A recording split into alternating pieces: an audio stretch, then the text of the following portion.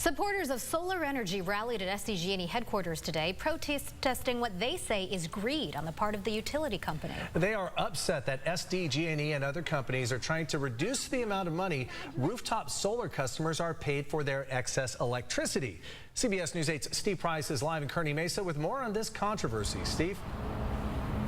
Well, Carla and Marcella, more than 80,000 of SDG&E's customers have converted to solar. And quite frankly, many of them did it to save money. But now SDG&E wants them to pay more.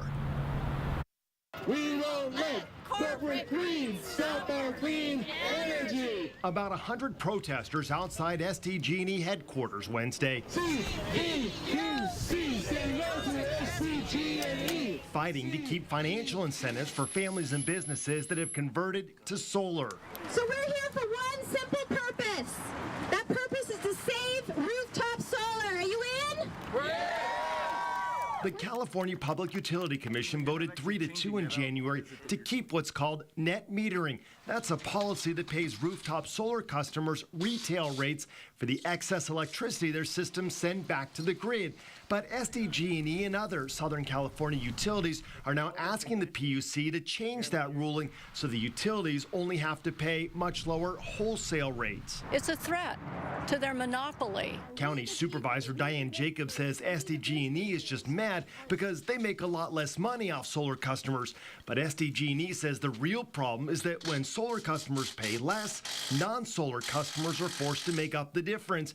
And they say that's not fair since solar customers still need SDG&E's power once the sun goes down. When you have customers who aren't paying for a certain amount for the energy that they're receiving from the reliable electric grid, you have the other customers who end up footing the bill. Amber Albrecht says non-solar customers could eventually see their bills jump $300 a year to make up the difference. But Jacob doesn't believe it. SDG is going to use any fallacious argument that they can come up with that may sound good but may not be true. Jacob says solar is a billion-dollar industry in our county with 8,000 jobs tied to it.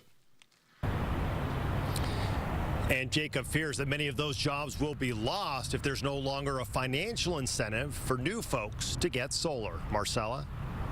All right, Steve, the Public Utility Commission now has 120 days to respond to requests for a new hearing. How do you stop corporate greed? SDG&E.